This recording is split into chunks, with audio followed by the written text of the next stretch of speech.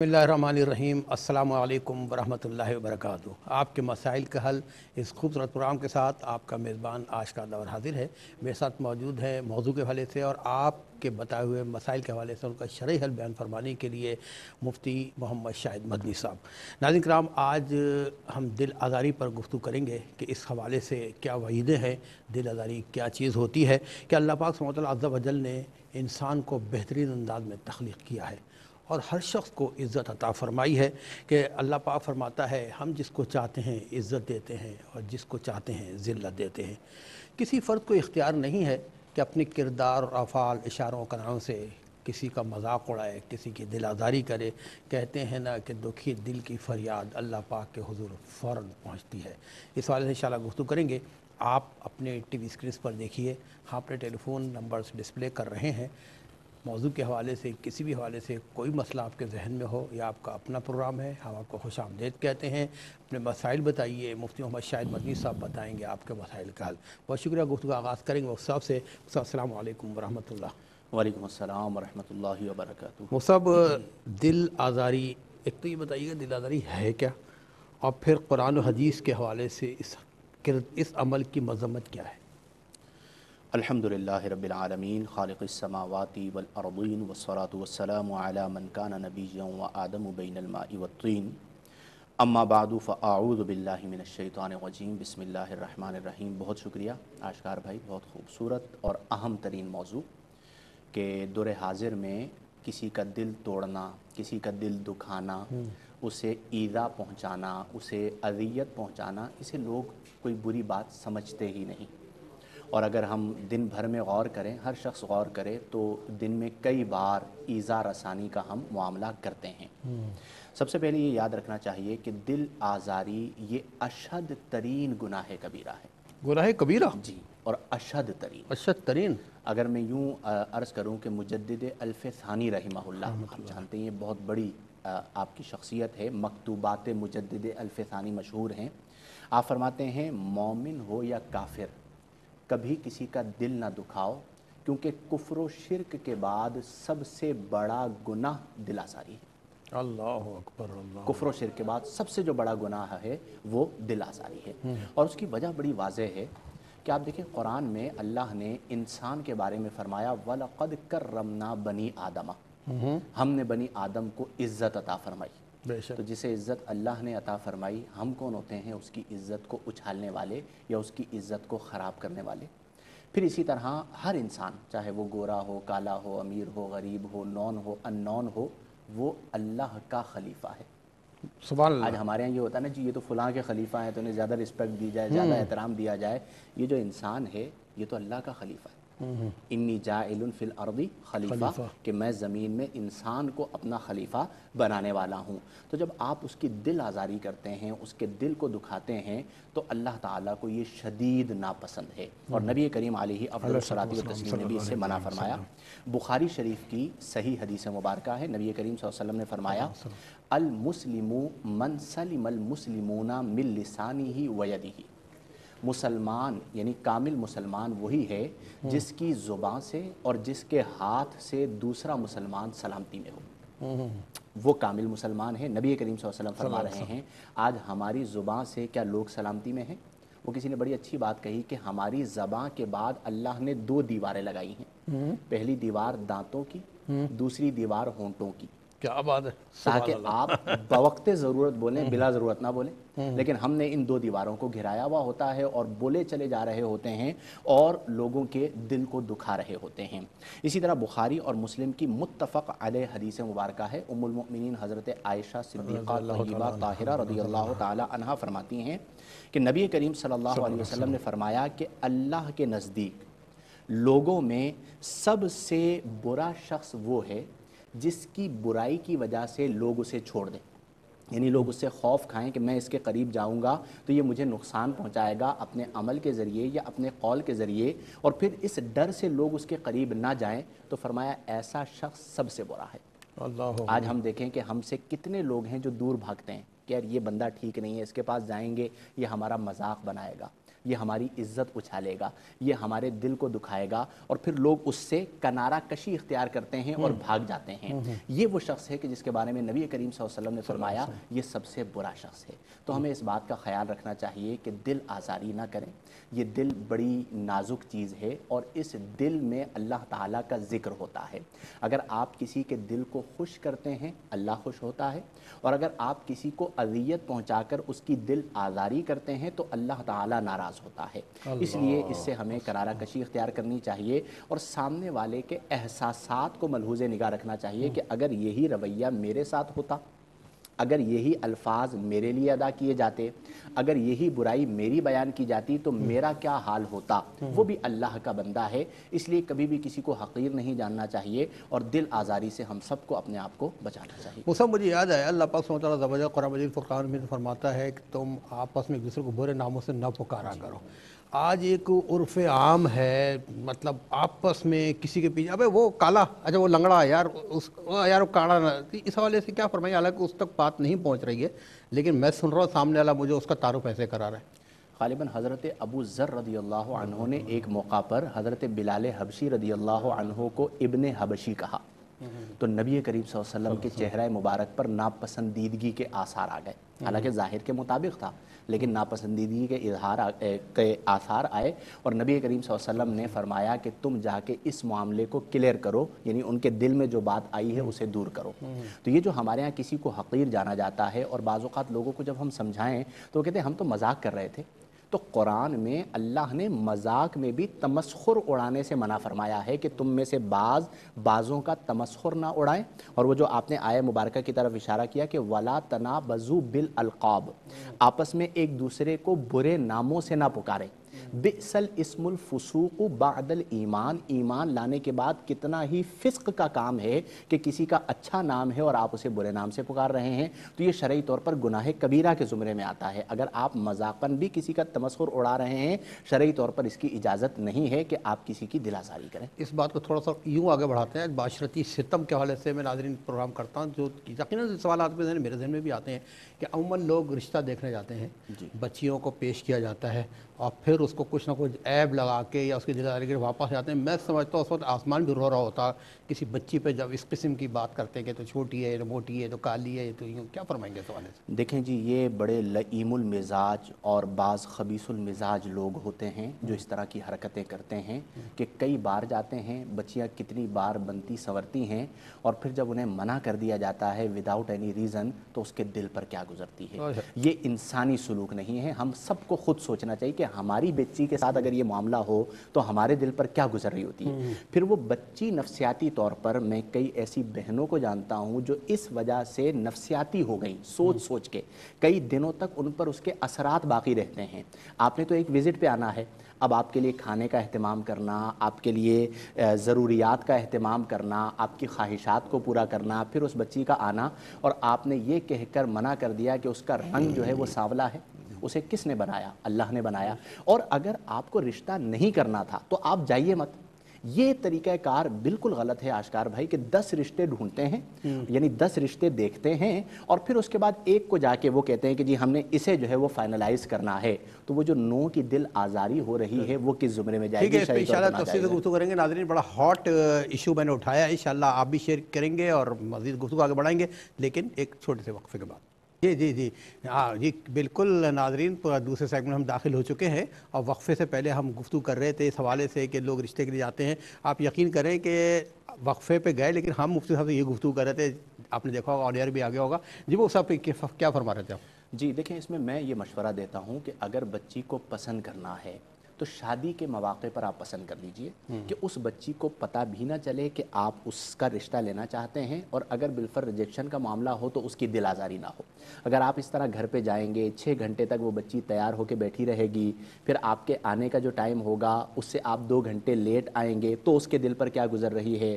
پھر آپ کے لیے کھانے پینے کا اہتمام، بعض سفید پوش لوگ ہوتے ہیں جن کے پاس اتنے اسباب نہیں ہوتے، اب ان کے گھر پہ 10 رشتے آئے، 10 لوگوں کے لیے انہوں نے کھانے کا اہتمام کیا اور انہوں نے رشتہ دیکھنے کے بعد اسے انکار کر دیا تو ہماری بہنیں خود اپنے دل پر جو اپنے لیے بہو دیکھنے جاتی ہیں وہ ان بچیوں کو اپنی بیٹیوں کی جگہ پہ رکھیں. تو اس طریقہ کار کو ختم کرنا چاہیے. آپ عام شادیوں کے اندر یا کسی خاص موقع پر رشتہ پسند کر لیں, جب آپ کا ذہن بن جائے تو پھر آپ رشتہ لے کر جائیں تاکہ اس کے اندر بچیوں کی دل آزاری نہ ہو.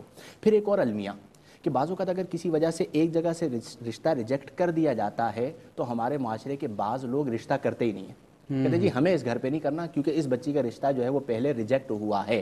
تو اس میں بچی کا کیا قصور ہے؟ اگر بالفرض انہوں نے ایسے مزاج کا ثبوت دیا جو شرعی طور پر مناسب نہیں ہے, اخلاقی طور پر مناسب نہیں ہے, لیکن آپ اس کی وجہ سے اس کے رشتے کو ریجیکٹ کریں تو یہ شرعی طور پر بالکل غلط معاملہ ہے. دل آزاری جب تک آپ اپنے دل میں درد امت بیدار نہیں کریں گے تب تک آپ دل آزاری سے نہیں بچ سکتے. کالرز کو بھی شریک کرتے ہیں گفتگو میں. جی السلام علیکم. وعلیکم السلام. جی میری بہن کہاں سے اور کون بات کر رہی ہیں؟ جی مسز اسلم بات کر رہی ہوں چکوال سے. جی میری بہن فرمائیے. میرا سوال یہ ہے کہ اگر کوئی شخص اپنی بیوی کو کہے کہ شادی سے پہلے میرے گھر کے حالات بہت اچھے تھے, میں مالی طور پر بہت اچھا تھا, اور جس کی شادی ہوئی ہے تو گھر میرے اس کی تنگی ہوگی, کیا یہ کہنا درست ہے؟ اور دوسرا سوال یہ ہے کہ گھر میں بچے اگر اتنے بالغ ہوں اور ماں باپ سے بدتمیزی کرے تو ان کے بارے میں کیا ہے؟ ٹھیک ہے میری بہن, چکوال سے پروگرام میں شامل ہوئے, آپ کو بہت بہت شکریہ. ایک اور کالر کو شامل کرتے ہیں. السلام علیکم. ہلو السلام علیکم. ہلو جی السلام علیکم, ہم سن رہے ہیں, بولیے. جی وعلیکم السلام. جی مجھے یہ پوچھنا تھا جی جی کہ مجھے 3-4 کوشچن کرنا تھے. سمیرہ بات کر رہی ہیں کینیڈا سے. جی جی مجھے یہ کہنا تھا کہ اگر ہمیں کوئی قرآن خوانی میں جیسے انوائٹ کرے تو اور اگر ہم نہیں جا پائیں کسی مجبوری کی وجہ سے تو ہم ان سے ایسا کر سکتے ہیں کہ ہم نے جو آلریڈی قرآن ختم کیا ہوا ہے اس میں سے وہ ہم سپارے ان کو دے دیں, وہی نمبر جو انہوں نے ہمیں بتایا کہ 13-14 اگر آپ یہ پڑھ لیں تو ہم اس قرآن میں سے ان کو سپارہ کہہ دیں. ٹھیک, یہ ہم اور نے پڑھ لیے. جی اچھا دوسرا ہیلو جی جی ہم دوسرا سن رہے ہیں, کوشچن بولیے. مجھے یہ کرنا تھا کہ ہم وضو کے اسٹیپ میں ہم آگے پیچھے ہو سکتے ہیں اگر ہم بھول گئے اچھا, کہ نہیں کیا تو پھر ہاں مطلب ناک میں ڈالنا بھول گئے تو بولے چہرہ دھو کے ناک میں جی ڈالے ہم نہ آگے ڈالیں. پیچھے ٹھیک کر ہے, سکتے ہیں اگر ہم کچھ بھول گئے تو ہم یہ جی کر لیں کہ یہ اچھا, ہم یا ہم نے غلط کر لیا تھا پھر ہم ٹھیک دوبارہ کر لیں. ٹھیک ہے. تیسرا ہیلو تیسرا سوال کیا ہے آپ کا؟ جی جی اچھا تیسرا کوشچن میرا یہ ہے کہ ہم کسی غیر مسلم کو خدا حافظ کہہ سکتے ہیں اور وہ بھی جواب میں ہمیں خدا حافظ بولے؟ ٹھیک, اور چوتھا سوال؟ جی اور چوتھا سوال یہ ہے کہ ہم کسی غیر مسلم سے کہیں کہ آپ فکر نہیں کریں آپ کا بھائی موجود ہے. اچھا ٹھیک ہے میری بہن, آپ کینیڈا سے شامل ہوئیں, آپ کا بہت بہت شکریہ. ایک اور کالر کو شامل کرتے ہیں. السلام علیکم. ہیلو السلام علیکم. وعلیکم السلام. جی میری بہن. میں ہمارے ملتان سے بات کر رہی ہوں. مفتی جی صاحب کو سلام عرض کرتی ہوں. جی جی وعلیکم السلام. میرا پہلا کوشچن یہ ہے کہ دل آزاری کرنے والے کی دل آزاری کرنا کیسا ہے؟ ٹھیک, اور میں دوسرا کوشچن یہ ہے کہ اگر کسی کو پتہ بھی نہیں چلے کہ میں نے کوئی ایسی بات کی ہے کہ سامنے والے کی دل آزاری ہوئی ہے, کیا ایسی بات کرنے پہ بھی انسان گناہ گار ہوتا ہے؟ اچھا ٹھیک, اور میرا اگلا کوشچن یہ ہے کہ یہ آقا کریم علیہ الصلوۃ والسلام کی حدیث مبارکہ ہے, جو شخص صبح کے وقت اور شام کے وقت مجھ پر 10 دفعہ درود بھیجے گا اسے قیامت کے روز میری شفاعت نصیب ہوگی. میرا سوال یہ ہے کہ یہ صبح اور شام کی تاریخ سے ہی کیا ہے کہ صبح 9 بجے کو بھی صبح کہہ سکتے ہیں؟ اس حوالے سے بتائیے گا. اور یہ ہے کہ پڑھتے پڑھتے اگر 10 کے بجے 12 پڑھ لی جائے کیا دوبارہ 10 دفعہ دوبارہ پڑھنا پڑے گا؟ اچھا ٹھیک ہے اور میری میرا بہن. آخری کوشچن یہ ہے کہ جنات کے وجود کا انکار کرنا کیسا ہے؟ جنات کے جو انکار السلام کرنا علیکم کیسا ہے؟ ورحمۃ اللہ وعلیکم وبرکاتہ. السلام ورحمۃ اللہ. آپ کا بہت بہت شکریہ. ہمارے بہن بھائی ماشاءاللہ بہت انٹرسٹ لیتے ہیں ہمارے ٹاپکس میں, بلکہ ایک آفر دے دیتے ہیں کہ ہمارے بہن بھائیوں کو اگر کوئی کلیکٹیو ایسا ٹاپک ہے ہمیں بتائیں, ہم اس پہ بھی گفتگو کر سکتے ہیں. جی بالکل ہے نا, بالکل. ٹھیک ہے, یو آر موسٹ ویلکم. اگر کوئی ٹاپک خصوصاً حمیرہ بہن آپ بتائیے گا, اگر کسی بھی گفتگو کروانا چاہ رہی ہیں تو آپ بتائیے گا, انشاءاللہ ہم اپنے پروگرام میں اس موضوع پر بھی بات کر سکتے ہیں. جی وہ صاحب کیا فرمائیں گے ہمارے بہن بھائیوں کے مسائل کے حوالے جی سے؟ جوابات کو شامل کرتے ہیں. پہلا سوال ایک بہن نے کال کی تھی چکوال سے. ان کا پہلا سوال یہ تھا کہ شوہر یہ کہے کہ پہلے میرے حالات اچھے تھے اور جب سے تم سے شادی ہوئی ہے تب سے میرے حالات خراب ہو نحوست آ گئے گئی ہیں. ہے. نحوست معاذ اللہ آ گئی ہے. یہ کہنا شرعی طور پر ناجائز ہے, یہ بھی دل آزاری کے زمرے میں آتا ہے اور اسلامی تعلیمات کے یکسر خلاف ہے. نصیب جو ہے وہ آپ کا اپنا ہے, آپ کی زوجہ کا اپنا ہے. بعض اوقات ایسے لوگ ہوتے ہیں جو خود کوشش نہیں کرتے, کام کرنے نہیں جاتے, ترقی حاصل نہیں کرتے اور سارا وبال جو ہے وہ اپنی خواتین پر اور زوجات پر ڈال دیتے ہیں. یہ جاہلانہ سوچ ہے. اور جو لوگ اس طرح کرتے ہیں وہ ظلم کرتے ہیں کہ ایک تو آپ اپنے حقوق یعنی نان نفقہ نفقہ اور سکنا پورا نہیں کر رہے اور پھر اس کا قصوروار بھی آپ کسی اور کو ٹھہرا رہے ہیں تو شرعی طور پر عورت میں نحوست کا تصور جاہلانہ طریق تھا. نبی کریم صلی اللہ علیہ وسلم نے اس طریق کو ختم کیا. اس لیے ایسے مردوں کو چاہیے کہ وہ اپنی بیویوں کو بالکل طعنہ نہ دیں اور اگر وہ طعنہ دیتے ہیں تو گنہگار ہوتے ہیں. اور خواتین کو بھی چاہیے کہ اگر کوئی اس طرح کے شخص سے واسطہ پڑ گیا ہے تو اب گزارا کریں لیکن پیار محبت سے انہیں سمجھائیں کہ یہ جو آپ کا کہنا ہے یہ ہمارے دین اسلام کے بالکل مخالف ہے. اسلام میں اس طرح کے جملوں کی بالکل اجازت نہیں ہے. انہی بہن کا دوسرا سوال تھا کہ بچے اگر والدین سے بدتمیزی کریں تو کیا حکم ہے؟ دیکھیں والدین اللہ کی بہت بڑی نعمت ہیں.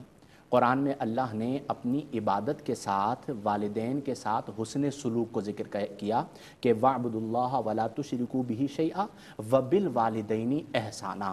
تو جو بچے اپنے والدین سے بدتمیزی کرتے ہیں وہ محروم ہیں اور وہ دنیا میں اپنے آپ کو گویا کہ برباد کر رہے ہیں. ایک لمحے کے لیے سپوز کر لیں کہ والدین ظلم کرتے ہیں تب بھی بچوں کو بدتمیزی کرنے کی اجازت نہیں ہے. اگر بالفرض وہ کسی مقام پر ظلم کر رہے ہیں تو ان کی گرفت اللہ تعالیٰ فرمائے گا. والدین وہ ہیں کہ جن کے لیے اللہ نے قرآن میں فرمایا وَلَا تَقُلْ لَهُمَا اُفٍّ. اپنے والدین کو اف تک نہ کہو.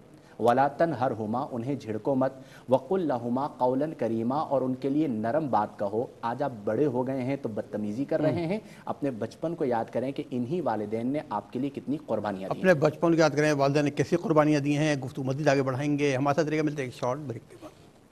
موضوع جن لوگوں نے ابھی بھی ٹی وی آن کیا بتاتا جاؤں آج ہم دل آزاری پہ گفتگو کر رہے ہیں. وہ خوبصورت گفتگو چل رہی ہے. آپ لوگ پروگرام میں شامل ہو کر پروگرام کو بہت مطلب کہتے ہیں روحانی تسکین والا بنا رہے ہیں. کس وجہ سے کہ آپ کے سوال ہوتے ہیں مفتی صاحب جو شرعی حوالہ سے جواب دیتے ہیں. یقین کریں میرے تو بہت علم میں بھی اضافہ ہوتا ہے لیکن اس دعا سے اللہ تعالیٰ ہمیں صاحب عمل بنائے. جی وہ سر کیا فرمائیں گے مسائل کے حوالے سے؟ جی بہن نے کینیڈا سے کال کی تھی. ان کا پہلا سوال یہ تھا کہ قرآن خوانی میں اگر کوئی ہمیں انوائٹ کرے اور ہم نہ جا پائیں تو کیا ہم انہیں پڑھے ہوئے سپارے دے سکتے ہیں کہ جیسے مثال کے طور پر 7واں اور 8واں پارہ وہاں پہ جا کے پڑھنا تھا ہم جا نہیں پائے تو اب انہیں بتا دیں کہ جی میں پڑھے ہوئے سپارے دے رہی ہوں تو یہ کیا درست ہے؟ بالکل درست ہے. اس کی وجہ یہ ہے کہ آپ نے کلام الہی پڑھا اللہ نے آپ کو اس کا ثواب عطا فرمایا. اب وہ ثواب آپ کسی اور کی ملک کر سکتے ہیں اور اب وہ آپ اللہ کے حضور ہی دعا کرتے ہیں کہ مولا جو تو نے مجھے ثواب عطا فرمایا ہے میں وہ فلاں کی ملک کرتا ہوں. تو شرعی طور پر اس میں کوئی مذائقہ نہیں ہے, کر سکتی ہیں. دوسرا سوال ان کا یہ تھا کہ وضو میں اگر بھول جائیں اور ترتیب آگے پیچھے ہو جائے فرائض کے حوالے سے یا سنتوں کے حوالے سے تو کیا وضو ہو جائے گا؟ دیکھیں وضو میں جو ترتیب ہے پہلے ہاتھ دھونا پھر کلی کرنا پھر ناک میں پانی چڑھانا پھر چہرہ دھونا وغیرہ یہ ترتیب سنت ہے. کوشش تو یہی کریں کہ اس سنت کے مطابق ہو لیکن اگر بالفرض ترتیب آگے پیچھے ہو بھی جاتی ہے تو اس سے وضو میں کوئی فرق نہیں آئے گا. وضو آپ کا ہو گیا ہے. بعض لوگ پریشان ہو جاتے ہیں کہ شاید ترتیب آگے پیچھے ہونے کی وجہ سے ہمارا وضو ہی نہیں ہوا. یہ بالکل غلط ہے. آپ کا وضو ہو گیا ہے, آپ اس میں تمام عبادات کر سکتی ہیں. تیسرا سوال ان کا تھا کہ غیر مسلم کو ہم نے غیر اختیاری طور پر خدا حافظ کہہ دیا تو یہ کیسا ہے؟ دیکھیں پہلی بات تو یہ یاد رکھیں کہ غیر مسلم چونکہ اپنے نظریے کے مطابق خدا کو نہیں مانتا تو اگر آپ خدا یعنی اللہ تعالیٰ کی ذات سے متعلق جو کلمات ہیں وہ اس کے لیے نہیں کہتے تو اس میں کوئی بری بات نہیں ہے. اس کی وجہ یہ کہ وہ منکر خدا ہے یعنی خدا کا منکر ہے, اس کی ذات کا انکار کرتا ہے تو ہمیں اس کے لیے یہ لفظ استعمال نہیں کرنے چاہیے. لیکن اگر غیر ارادی طور پر استعمال ہو گیا جیسے بعض لوگوں کی عادت ہوتی ہے کہ کوئی بھی جا رہا ہے اسے کہتے ہیں خدا حافظ تو اس صورت میں کوئی گناہ نہیں ہے کیونکہ ساری کائنات کا حافظ تو اللہ ہی ہے, محافظت کرنے والی ذات تو اللہ ہی کی ہے تو شرعی طور پر اس پہ حکم نہیں لگے گا. لیکن اس طرح کے جملے غیر مسلموں کے لیے استعمال کرنے میں احتیاط برتی جائے کیونکہ وہ خدا کی ذات کے منکر ہیں. اچھا غیر مسلم انشاءاللہ بھی کہتے ہیں, اکثر میرے ساتھ بھی ہوتا ہے. جی وہ چونکہ مسلمانوں کے ساتھ رہ رہے ہوتے ہیں ان کا کہنا تو ان معنوں میں اچھا ہے کہ کچھ الفاظ تو استعمال کر رہے ہیں, اللہ تعالیٰ نے توفیق اسلام عطا فرمائے, لیکن ہمیں اپنے نظریے کو بھی دیکھنا ہے. اس میں کوئی برائی کی بات نہیں ہے اور اس میں ہم نے یہ حکم بھی بیان نہیں کیا کہ اس میں کوئی گناہ ہو جائے گا. غیر اختیاری طور پر نکل گیا تو کوئی معاملہ نہیں ہے, لیکن چونکہ وہ منکر ہیں تو اس اعتبار سے احتیاط برتی جائے کہ جو اسلامی جملے ہیں جیسے سلام وغیرہ کرنے سے اسی لیے منع کیا گیا ہے کہ وہ ہمارا مذہبی شعار ہے, اس میں ہم مذہبی تعلیمات کے مطابق عمل کریں. میں بات کر رہا ہوں ایک غیر مسلم سے میں انٹینشنلی کہہ رہا ہوں اللہ حافظ, میرا نظریہ ہے کہ میں اس کو بتا رہا ہوں اللہ حافظ. جائز ہے, جائز ہے نا, بالکل جائز ہے. اس میں مطلب میں یہ کہہ رہا ہوں میرے کہنے کا جو مقصد تھا وہ یہ ہرگز نہیں تھا کہ ہم اس کی دل آزاری کریں یا اس سے ایسا رویہ کریں جس کی وجہ سے وہ اسلام سے بدزن ہو. میرے عرض کرنے کا مقصد یہ تھا کہ چونکہ وہ منکر ہے, وہ خود منکر منکر ہے تو ہم اس کے لیے پھر اس لفظ کو کیوں استعمال کریں. لیکن اگر بالفرض کوئی کر لیتا ہے تو اس پر کوئی گناہ وغیرہ نہیں ہے، کیونکہ میں نے یہ بات بیان کی کہ اللہ ہی ہر ایک کا حافظ حفاظت کرنے والا ہے. ان کا چوتھا سوال تھا کینیڈا سے جن بہن نے کال کی تھی کہ غیر مسلم سے یہ کہنا، جیسے بعض اوقات بندہ مشکل میں ہوتا ہے کہ تم فکر نہ کرو تمہارا بھائی موجود ہے، تو شرعی طور پر اس پہ کوئی گناہ وغیرہ تو نہیں ہے. یہاں پر بھائی سے مراد معاونت ہوتی ہے، مسلمان بھائی نہیں ہوتا. یعنی وہ جو جملہ کہا جا رہا ہوتا ہے اس میں حقیقی معنی مراد نہیں ہوتا بلکہ عرفی معنی مراد ہوتا ہے کہ جو تمہارے ساتھ میرا ایک تعلق ہے اس تعلق کی وجہ سے میں کھڑا ہوں. اور یہ بات متعدد بار میں نے عرض کی ہے کہ غیر مسلموں سے مطلقاً تعلق منع نہیں ہے. نبی کریم علیہ افضل الصلاۃ والتسلیم نے انہی کی تو اصلاح فرما کر انہیں دائرہ اسلام میں داخل فرمایا. البتہ لفظ بھائی غیر ارادی طور پر نکل گیا تو رخصت مل گئی، لیکن ارادتاً استعمال نہ کریں، کیونکہ قرآن میں واضح طور پر فرمایا گیا ہے کہ مومن مومن کا بھائی ہے، مومن کافر کا اسلامی حوالے سے بھائی نہیں ہو سکتا. ٹھیک.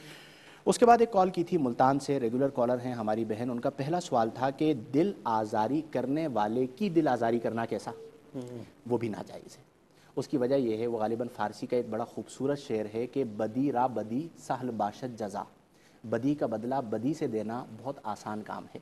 اگر جوان مرد ہو تو احسن الی من اسا، اس کے ساتھ حسن سلوک کرو جو تمہارے ساتھ برائی سے پیش آئے. تو اگر آپ دل آزاری کرنے والے کی بار بار دل آزاری کریں گے تو پھر برائی کا خاتمہ برائی سے تو نہیں ہوگا، برائی کا خاتمہ اچھائی سے ہوگا. ہاں بعض ایسے لوگ ہوتے ہیں کہ جو متکبر دل آزاری کرنے والے ہوتے ہیں اور انہیں اگر چھوٹ دی جائے تو وہ جری ہو جاتے ہیں اور اپنے اس عہدے اور اس مقام کا ناجائز فائدہ اٹھاتے ہیں. تو پھر ایسے متکبر کو جواب دینا یہ لازم ہو جاتا ہے تاکہ آپ اس کے نقصان سے محفوظ ہو جائیں. تو یہ مطلب عمومی صورتحال نہیں، کوئی خاص ایسا شخص ہے کہ جس کے بارے میں آپ کا یہ اندازہ ہے کہ یہ متکبر ہو چکا ہے اور اگر اسے چھوٹ دی جائے گی تو پھر یہ ہمیں نقصان پہنچائے گا، تو پھر وہاں پر آپ اس سے اس رویے کے مطابق، ان حالات کے مطابق، اپنے تعلق کے مطابق رویہ اختیار کر سکتے ہیں. دوسرا سوال انہی بہن کا یہ تھا کہ ہم گفتگو کر رہے ہیں، پتہ نہ چلے کہ کسی کی دل آزاری ہوئی ہے تو پھر کیا حکم ہے. تو اس میں سب سے پہلی بات تو یہ ہے کہ جو آپ کہہ رہے ہیں آپ کو اتنا سینس ہونا چاہیے کہ آپ کیا کہہ رہے ہیں اور سامنے والے کے دل پر اس کے کیا اثرات گزر رہے ہیں.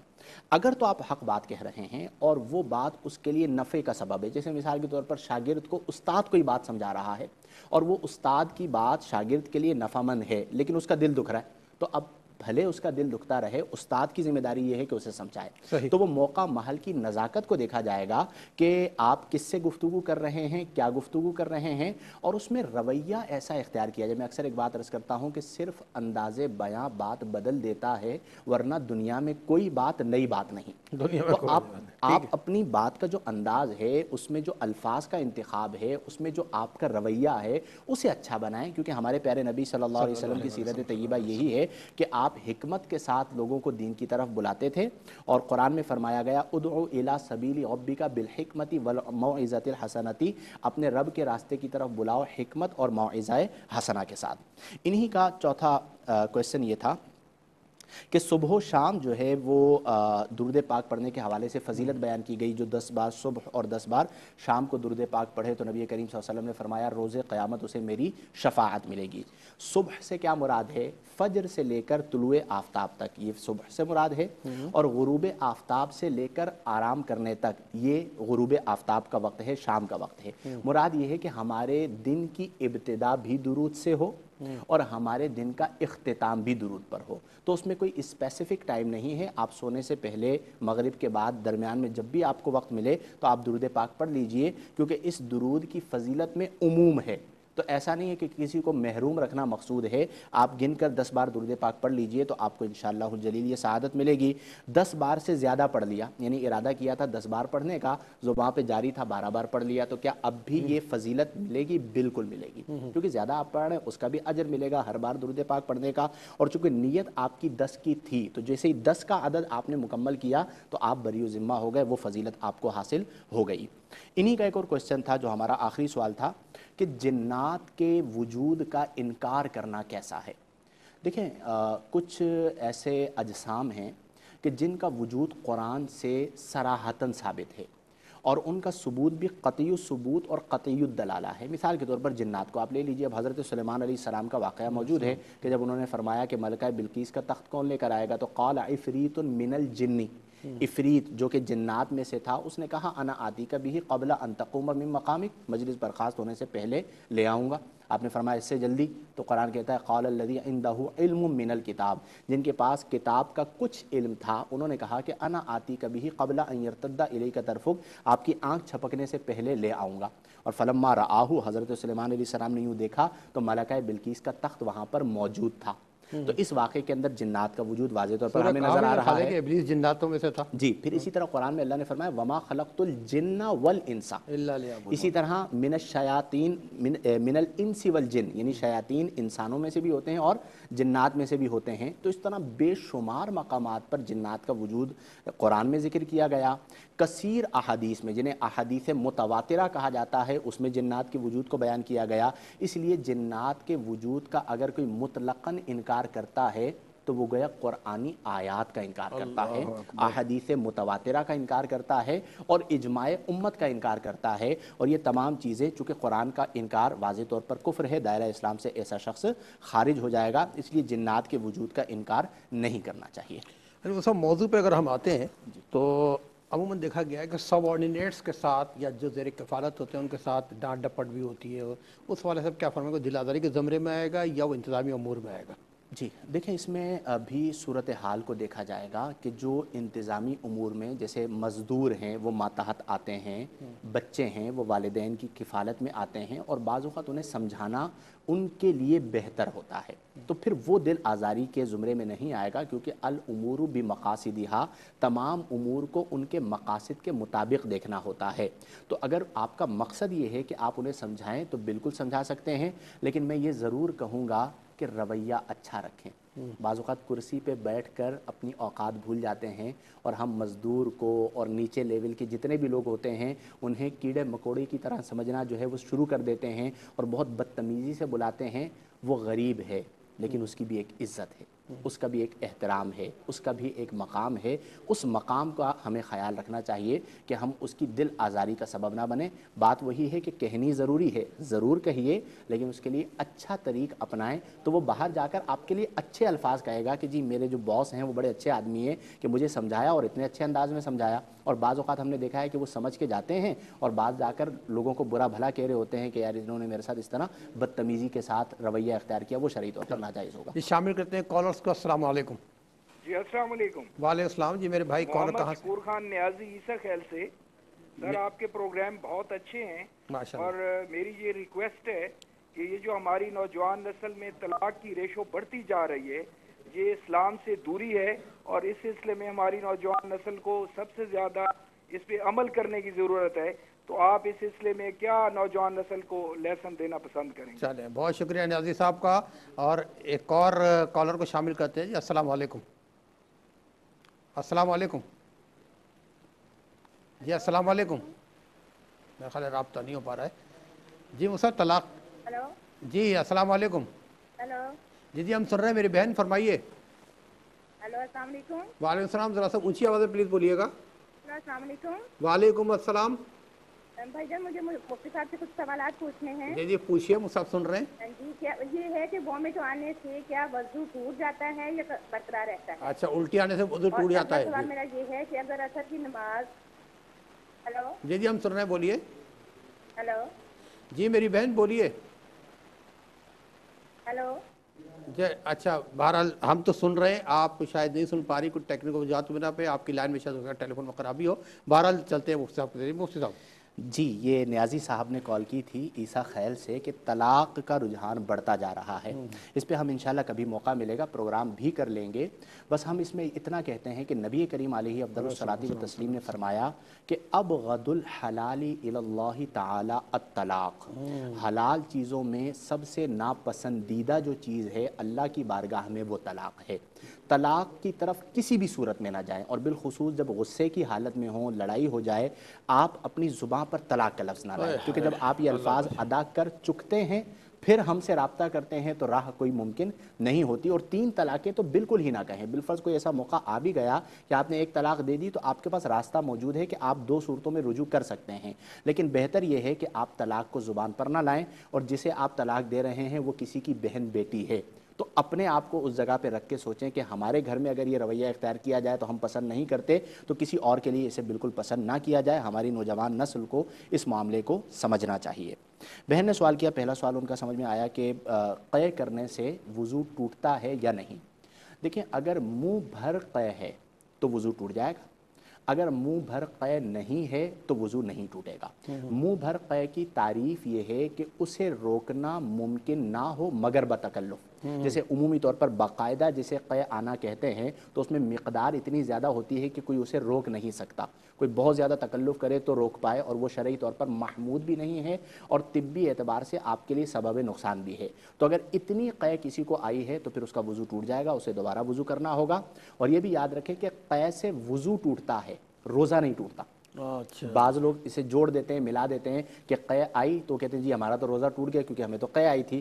تو قے سے روزہ نہیں ٹوٹتا، روزہ اس صورت میں قے سے ٹوٹتا ہے جو خود لے کر آئے۔ تو کوئی بے وقوف ہی ہوگا جو کہ خود قے کو اچھا نہیں، لے یہ بھی کر تو آئے، ہوتا ہے کہ وہ سب الٹی آئی لیکن تھوڑا سا پھر بیک ہو پھر گیا، ٹوٹ جائے گا۔ وہ تو پھر آپ کا اپنا قصور ہے کہ ایک چیز باہر آئی اور پھر اسے آپ نے نگل لیا۔ اچھا، پھر اس میں یہ ہے کہ اگر قے جو ہے وہ منہ بھر سے کم ہے تو اس صورت کے اندر آپ کا وضو نہیں ٹوٹے گا۔ بعض اوقات ایسا ہوتا ہے کہ جسے کھانے کے فوراً بعد ایک چھوٹی سی مقدار کے اندر حلق تک قے کی صورت میں پہنچ آتا ہے تو لوگ پریشان ہو جاتے ہیں کہ شاید ہمارا وضو تو نہیں ٹوٹ گیا۔ تو اس صورت میں وضو نہیں ٹوٹے گا، یعنی منہ بھر قے یہ ناقض للوضو ہے، وضو کو توڑنے والی ہے۔ منہ بھر سے کم جو قے ہے وہ وضو کو اچھا، توڑنے اس سے والی ہے۔ روزہ ٹوٹے گا کہ جیسے پانی سا آتا ہے واپس خود بخود چلا جاتا ہے، بے دیکھیں، اختیاری؟ اگر تو حلق سے باہر آ گیا اور پھر آپ نے اسے نہیں، نگل غیر لیا اختیاری طور واپس چلا گیا۔ غیر ارادی طور پر، اگر حلق سے نیچے نیچے چلا گیا اس صورت میں تو وضو نہیں ٹوٹے گا۔ لیکن اگر خطاً چلا گیا تو روزے کے اندر نسیان یعنی بھول تو معاف ہے، خطا معاف نہیں ہے، تو وہاں پہ روزہ توڑنے کا حکم دیا جائے گا، لیکن اس میں بھی گناہ نہیں ہوگا چونکہ آپ کا اختیار نہیں ہے۔ جیسے کوئی وضو کر رہا تھا اور کلی کرتے ہوئے پانی اس کے گلے سے اتر گیا تو فقہ حنفی کے مطابق اس کا روزہ ٹوٹ جائے گا، لیکن وہ گناہگار نہیں ہوگا کیونکہ اس کا ارادہ اس کے اندر شامل نہیں تھا۔ کسی نے کسی کی دل آزاری کی، اس کا انتقال ہو گیا، تب لواقین کیا اس دل آزاری جس کی اس سے معافی مانگے اس مردے کے حق میں؟ دیکھیں، سب سے پہلے تو وہ جس کی دل آزاری کی تھی اس کے حوالے سے رب سے معافی مانگے کہ مولا فلاں بندے کی مجھ سے دل آزاری ہوئی تھی، اس کا انتقال ہو گیا، میں تیری بارگاہ میں معافی کا طلبگار ہوں، تو مجھے معاف فرما۔ پھر اس کے بعد جس کی دل آزاری کی تھی اس کے لیے کچھ ایصال ثواب کرے، چونکہ تحفے سے بندہ خوش ہوتا ہے اور مرنے کے بعد جو تحفہ ہے وہ ایصال ثواب کی صورت میں اسے کرے۔ اور اگر اس دل آزاری کا تعلق اس کی فیملی کے ساتھ ہے اور وہ اس پر گلٹی فیل کرتے ہیں کہ ہمارے بیٹے کے ساتھ فلاں نے رویہ یہ اختیار کیا تھا یا ہماری بیٹی کے ساتھ فلاں نے یہ رویہ اختیار کیا تھا، تو اب ان کے گھر والوں سے بھی معافی مانگے۔ لیکن یہاں پر ایک اور پہلو پیش نظر رہے کہ بعض اوقات ایک عرصہ گزر چکا ہوتا ہے دل آزاری کو اور لوگ بھول چکے ہوتے ہیں، اب آپ معافی مانگنے کے لیے آتے ہیں تو ان کے زخم تازہ ہو جاتے ہیں، انہیں وہ بات یاد آ جاتی ہے اور یہ ان کے لیے اور تکلیف کی بات ہوتی ہے کہ ہم نے تو بھلا دیا تھا، اس نے پھر ہمیں یاد کروا دیا۔ تو اس صورت کے اندر پھر معافی نہیں مانگی جائے گی، چونکہ معافی مانگنے کا معنی یہ ہوتا ہے کہ آپ سامنے والے کو خوش کر رہے ہیں کہ میں نادم ہوں، آپ سے معافی مانگ رہا ہوں، آپ مجھے معاف کر دیں۔